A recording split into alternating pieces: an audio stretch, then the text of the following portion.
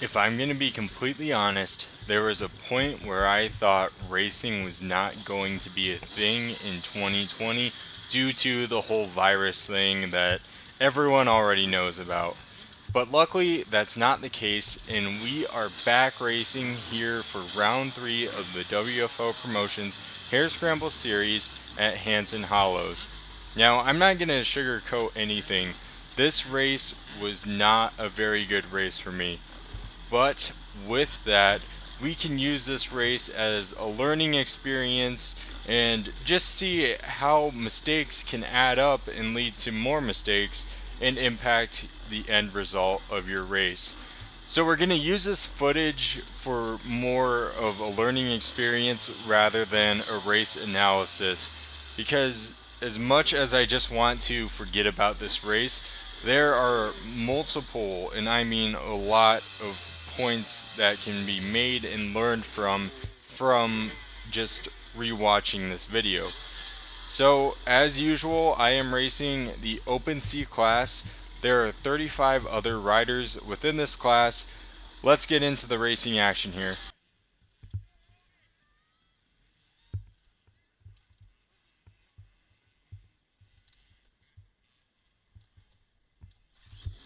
Hey, take a look at that. My bike started up first kick.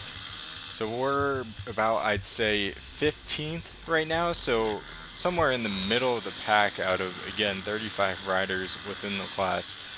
One thing I want to say here at the start is only a couple of weeks ago at this property, they were racing the Iowan Hard Enduro. And there were definitely sections of that Enduro in the race here. So this was probably one of the more technical tracks that I've ever raced in my life, in my entire time of racing hare scrambles. I'd say the only track that may have been more difficult was Atalissa, Iowa. That's a race I also want to try and do this year, but a very technical track, and we can see right off the gate that this place is very rocky. I've raced here before, and I think the last time that I actually did a race here was back in season 1, which was exactly 3 years ago. So it's been a little while, but I have raced here before, and it's a really fun property. Again, this is one of the places where you can come and ride on the weekend, and I think it's only $20 to ride for a day. So I'll definitely be back here to ride and practice, because this is a perfect place to practice. But more to the race here. So a little further into the lap, a couple of guys make a mistake and come into each other on an uphill. I get around them, and then another guy just goes flying by me. This is about a third of the way into the first lap. And just a little bit further here, we come to our first bottleneck.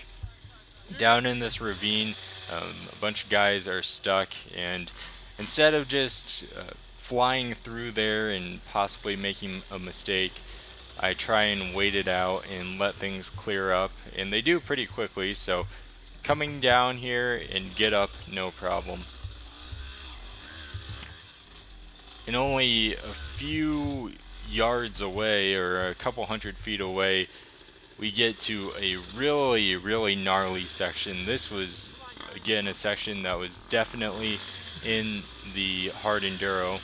And guys are passing me, and I'm not really putting up much of a fight. We're early in the race, so I'm just trying to get through everything, figure out what all this race has to offer, and then once we get a little further in, I'll start trying to battle back. Or that was my plan, at least.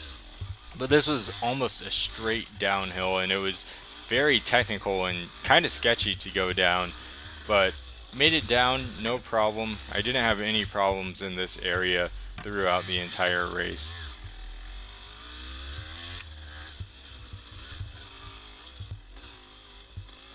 And here's an area where I make a quick mistake. I look at the ribbon, and I thought that it was trying to get us to go up the hill here, and then I saw the wrong way sign. So get back on the track real quick. Didn't really lose any time, so I'm not really counting that mistake against me, but that's where you want to be paying attention to the arrows and not really paying attention there on my part, obviously. So this is where the first mistake comes. I come into this uphill section and I just tip over, which not too big of a deal. This is again getting the jitters out. We're in the first lap of my first race in a few months here, so mistakes are going to happen early on. This is not really a frustrating mistake like we'll see here in a few minutes, but for this one, I lost around 1 minute and 5 seconds. So again, not too big of a mistake, but it happened regardless. And then just looking out here, scouting things out, trying not to make more mistakes than I have to make, but I end up getting up this hill here without any major issues. I get a little hung up by a few roots, but nothing that was too significant to lose me much more time.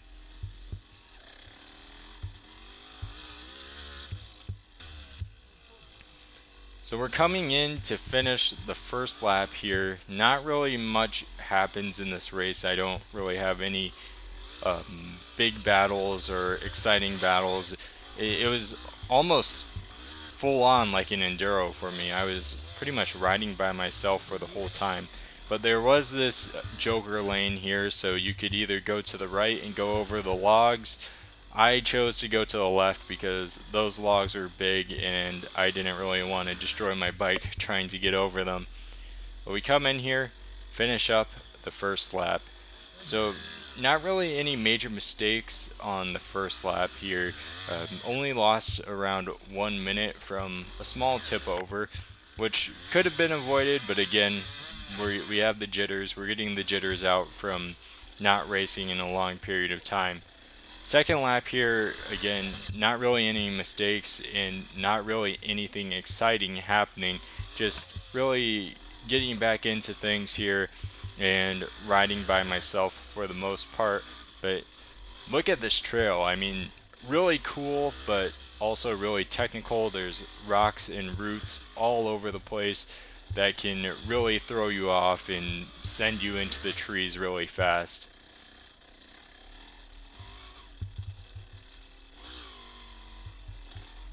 So coming in here, finishing up lap number 2.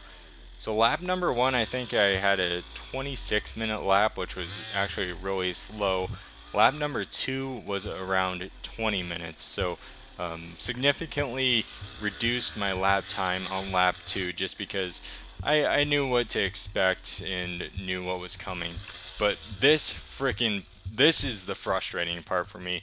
So this is towards the end of lap 3, and I tip my bike over, which is no big deal, but it's on a downhill slope, which the GoPro doesn't really do much justice, and I had a heck of a time trying to get my bike out of this mess, and I end up going all the way into this ravine here, and I'm losing significant amounts of time just trying to get out of this mess that I got myself into.